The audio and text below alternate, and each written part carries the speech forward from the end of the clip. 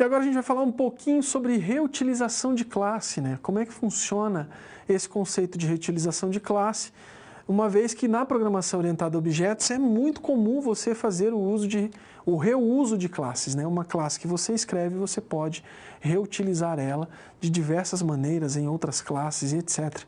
Isso depende muito do que você pretende desenvolver. Vamos lá para o conceito?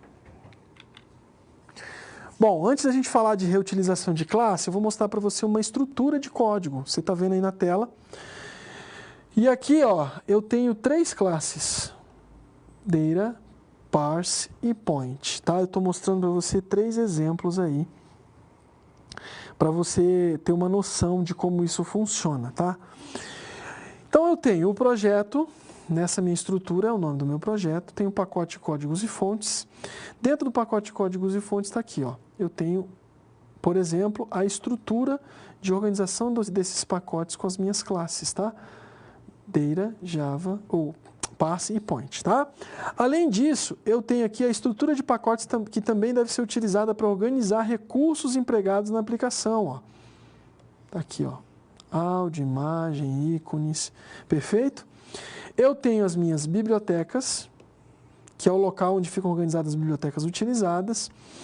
Eu tenho um exemplo de biblioteca que ela é não padrão, importada no projeto, por exemplo, aqui jdum.jar. E tenho aqui a minha biblioteca padrão de JDK, que é o meu compilador, nessa estrutura que você está vendo aí, tá? Então, esse aqui é um exemplo de estrutura para você ter uma noção de como é a organização do meu projeto, do meu código, tá? Uma visualização numa estrutura de árvore de diretórios muito parecida com uma estrutura de árvore de diretórios, de como é organizado a estrutura de um projeto que eu esteja desenvolvendo aí, utilizando linguagem Java, tá? E aí eu tenho os principais pacotes nativos em Java. Por que é pacote, gente? Para que a gente precisa entender bem o conceito de pacote e quando isso vai ser útil para mim que pretendo desenvolver algum software em Java, tá? Então, quando eu tenho um pacote, o pacote em Java, eu tenho pacotes nativos, eles trazem alguma funcionalidade já pronta, que eu não preciso escrever novamente. O bacana do pacote é isso. Então, basta que você importe ele para o seu projeto e automaticamente você vai poder utilizar aquela funcionalidade que já foi escrita nesse pacote. Geralmente um pacote ele pode ser, por exemplo, uma classe em Java. Então você já tem uma funcionalidade implementada numa classe e você quer reutilizar essa funcionalidade numa nova classe, num novo projeto que você está desenvolvendo, tá bom? É um exemplo de pacote. Olha no slide comigo. Então eu tenho em Java os principais pacotes aqui, né? Eu tenho, por exemplo, o Lang na biblioteca Java, que me permite acessar as classes System. Por exemplo, a gente não vai lá no System.out para escrever uma mensagem, ó. Isso aqui é uma classe, tá? Que está lá no pacote Lang. Eu tenho Math, que é uma classe matemática, eu tenho String, tá? Tá aqui dentro do pacote Lang que eu estou mencionando contigo agora.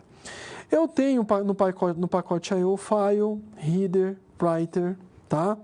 Eu tenho no pacote Net, por exemplo, Socket, URL, que é como eu faço, por exemplo, uma requisição para uma URL, Proxy e etc.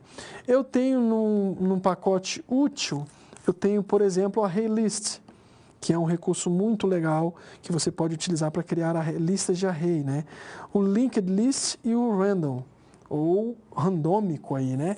Então, são alguns pacotes nativos de Java que muito provavelmente você vai precisar usar em algum momento. Mas para que você possa fazer essa utilização, você precisa entender, você precisa saber da existência do pacote e quais são ali as classes que cada pacote te oferece para que você possa acessar isso, tá? É muito bacana que, por exemplo, você pode, hoje na mineração de dados, no estudo de data mining, por exemplo, você usa esses pacotes com classes que te permitem, por exemplo, acessar arquivos, que é a mesma coisa que tem aqui em Java que eu acabo de te mostrar, de te apresentar aqui, né?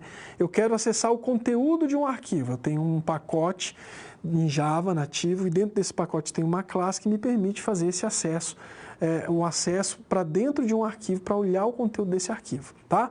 Então os pacotes, eles têm, lógico, eu estou Estou falando de uma forma muito limitada. Existe uma imensidão muito grande de pacotes e classes com funcionalidades distintas. Então, você precisa estudar, fazer uma pesquisa e ler a respeito para encontrar encontrar um pacote com classes que atendam uma determinada necessidade sua. Perfeito? Vamos lá para o slide. Bom, eu tenho aqui alguns exemplos. Eu falei de pacote. Como é que eu faço a importação desse pacote, né? Alguns exemplos de importação de pacote. Então, vamos lá. Primeira forma, o import java.io.file. É essa importação da classe file aqui, ó, que está dentro do pacote java.io, tá? Olha um outro exemplo, import java.net.socket. Eu estou importando a classe socket que está dentro do pacote java.net. Legal? Está dentro de java.net. Eu tenho outro exemplo. Import java.util.random.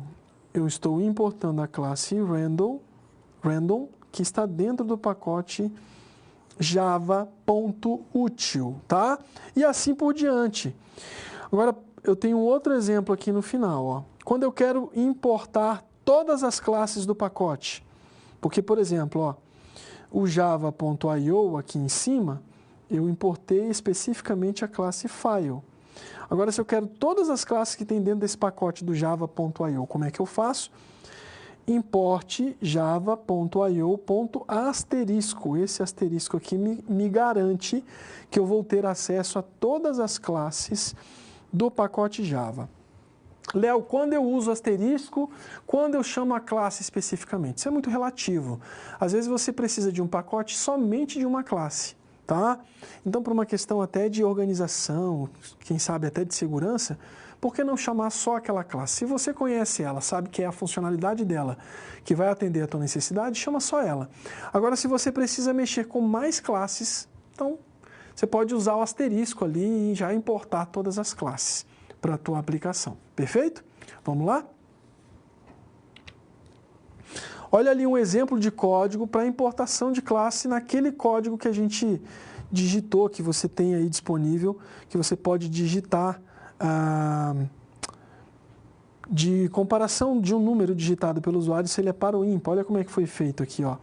A importação foi feita java.util.asterisco, ou seja, todas as classes de dentro desse pacote. E aí, qual é a classe que eu acessei aqui dentro do útil? Olha ela aqui, ó. A classe scanner, tá? Por isso que eu consigo chamar, se você olhar no código, eu não tenho nenhuma classe escrito scanner. Como é que eu trouxe essa classe para cá?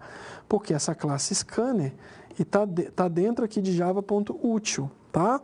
Então, quando eu coloco o asterisco lá em cima que eu faço a importação, eu posso chamar a classe aqui, ó. E aí eu criei, nesse exemplo, eu chamei a classe, criei um objeto e passei ali, ó, o system.in para dentro desse objeto. Ou seja, tudo que for de entrada, né? Tudo que for digitado pelo usuário para eu poder manipular. E aí, ó, com o valor, usando o system.in, eu posso acessar, por exemplo, esse método, esse next.int, que esse next.int vai fazer o quê? Ele vai capturar um número digitado pelo usuário, né? Ele vai esperar o usuário digitar alguma coisa, vai pegar isso que o usuário digitou e vai guardar aqui na variável, ó. E como essa variável ela é do tipo int, o que eu estou fazendo? Eu estou usando o método nextInt, tá? Ah, Léo, então quer dizer que existe um outro método, por exemplo, double, next double? Tem, se você olhar, procurar na documentação, uma recomendação que eu faço, né? Pesquisa no Google, documentação,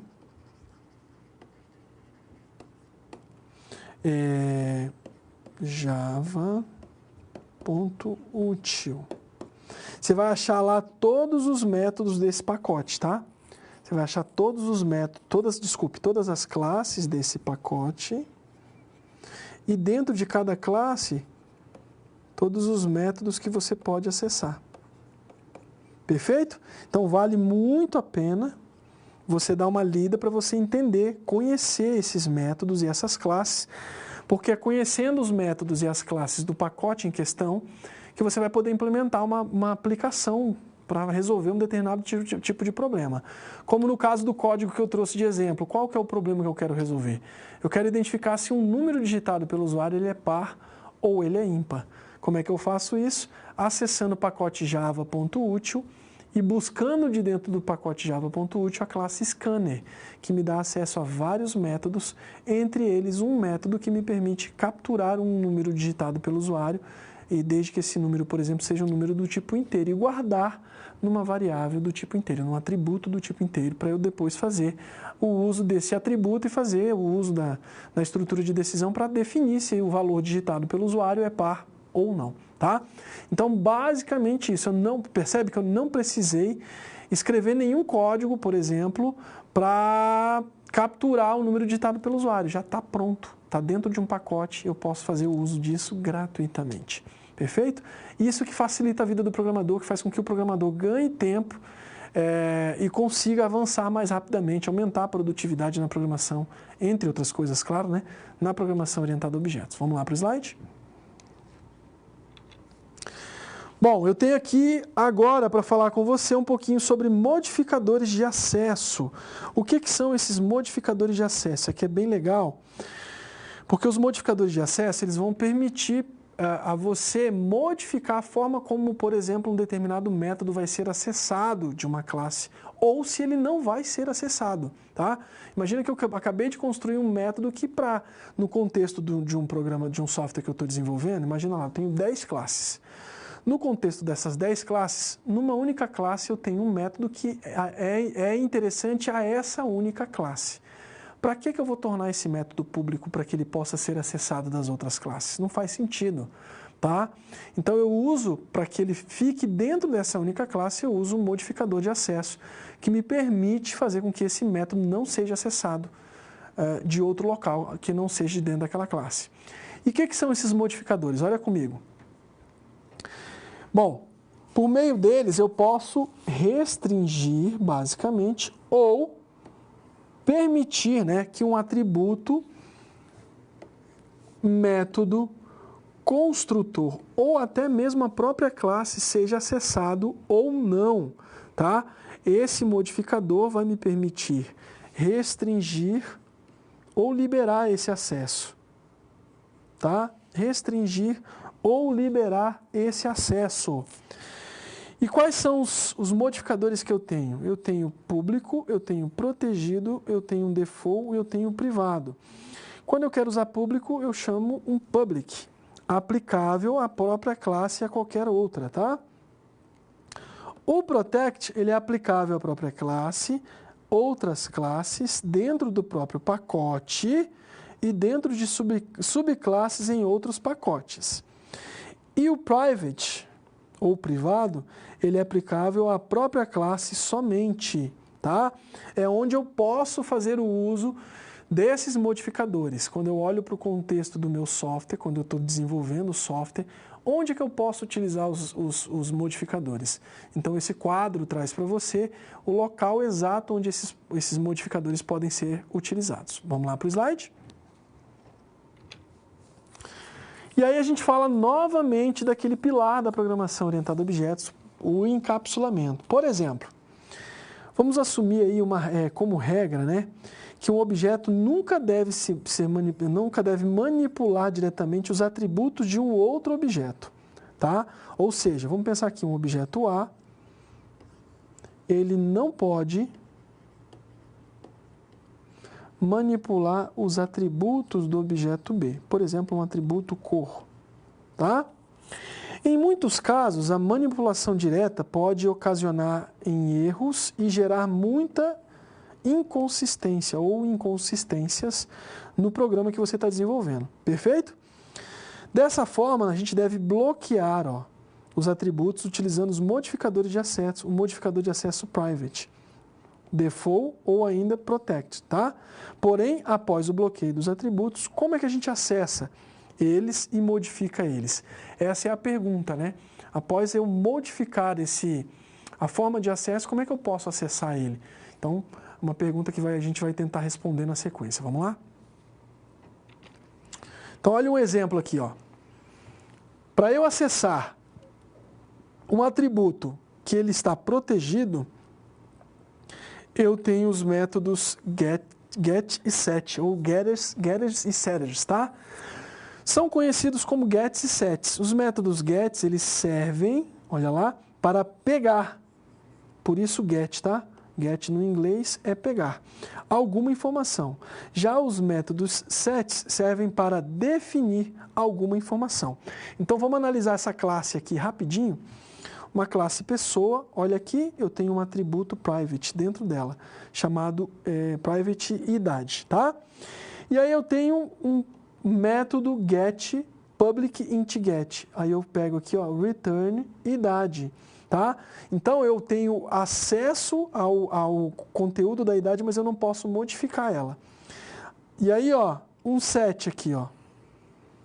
Eu coloco aqui this idade, recebe idade, que está sendo passado aqui como argumento, ó. Tá? Então, quando o usuário digita algum valor, como é que eu faço para guardar esse valor, uma vez que esse atributo ele é privado? O método set serve para isso. Eu vou transferir, né, através do método set, vamos dizer assim, o valor digitado, né, para aquele atributo, para dentro do atributo sem modificar, sem mexer nesse atributo, para evitar aí inconsistência, algum tipo de problema, tá? Métodos gets e sets existem para resolver isso para a gente. Vamos lá? E aí na herança, né? A gente tem aqui na herança, por exemplo, um object, um gel 2D e um gel 3D. Então, no gel 2D eu tenho círculo, triângulo e um retângulo. No gel 3D eu tenho esfera, tetraedro e cubo, tá? Um exemplozinho, uma figura de herança. A operação de herança ela envolve duas classes, em que uma das classes é chamada de subclasse e a outra é chamada de superclasse. Nessa operação, a subclasse herda todas as características definidas na superclasse. Perfeito? Então, ó, eu tenho uma superclasse e subclasse. Olha aqui um exemplo de código, ó. Classe superclasse, e aí eu tenho uma classe subclasse que faz um extends da superclasse, ou seja, ela herda tudo que tem na superclasse. Como é que eu faço isso em Java? Usando extends, tá? Então, eu estou chamando aqui subclasse, mas pode ser qualquer nome de subclasse que você queira colocar. Perfeito? Como é que eu faço isso em Java? Usando o extends. Perfeito? Vamos lá? Polimorfismo diz respeito à capacidade da linguagem de programação de processar objetos de forma diferente, dependendo do seu tipo de dado, tá? Então, a gente tem aqui, por exemplo, abrir conexão, e aí eu tenho conexão Oracle e conexão Postgres, tá? Ambas, cada uma de um banco de dados diferente, mas que utilizam aí do método abrir conexão. Isso é polimorfismo, tá? Para a gente utilizar aí o conceito nesse contexto de conexão. E aqui eu tenho um exemplo de como criar um projeto aqui rapidinho no NetBeans. Vou só mostrar para você, vamos para a tela do computador. Vou abrir aqui o meu NetBeans. Como é que eu faço para criar um projeto, tá? Então, eu vou vir aqui, File, New Project. Eu vou criar aqui um projeto with ends, tá? Vou criar aqui uma aplicação Java, Next. Vou chamar aqui ela de Projeto Olá Mundo, tá? Nota que aqui, quando eu digito nessa janelinha, ele já me mostra aqui, ó, Create Main Class, você quer criar a classe Main? Então, eu vou deixar isso marcado, tá? Se eu quiser criar a classe Main, vou dar um Finish. Ele já vai construir o projeto. Olha lá, ó. Então, ele criou o projeto Olá Mundo e já dentro do projeto criou para mim a classe Main, tá? Se eu quisesse criar mais uma classe, Léo, como é que eu faço para criar mais uma classe aqui? Basta você vir aqui. Quando eu crio o projeto, ele cria um pacote aqui, ó. Botão direito em cima disso. Nesse caso, o pacote se chama Projeto Olá Mundo, tá? Botão direito, New Java Class, ó. O Java Class aqui ele vai me permitir criar uma nova classe. Então, eu posso, sei lá, Olá Mundo de novo. Olá Mundo de novo. Finish. Olha lá. Então, eu acabo de criar uma nova classe e olha que legal. Essa nova classe que eu criei no projeto, ela chama o projeto Olá Mundo como pacote. Tá vendo ali? Tá? Então, esse aqui é um exemplo bem simples, prático, rápido, de como criar um projetinho. E aí, ó, se eu der 2 cliques aqui, ele abre para mim o código. Tá aqui os dois lá em cima, tá? No NetBeans, por exemplo, fica assim, tá? Olá, mundo! Como criar um código, um projetinho Olá, mundo. Mas para você que, por acaso, tenha ficado com dúvida, pausa o vídeo, faz com calma. Você vai ver que não é complexo, não é difícil esse processo. E aí eu tenho passo a passo no slide, vou te mostrar. Vamos lá rapidinho? Ó, ele mostra para mim aqui a criação do projeto, o nome, no caso aqui eu usei pessoa, e aqui, ó, o Project Class a partir do pacote, tá? Então ele já cria para você. E aqui eu tenho um código que eu tenho como proposta para você digitar aí, que é uma classe pessoa, um código de uma classe pessoa que tem alguns métodos, né? Método comer, sono, estudar e correr. Perfeito?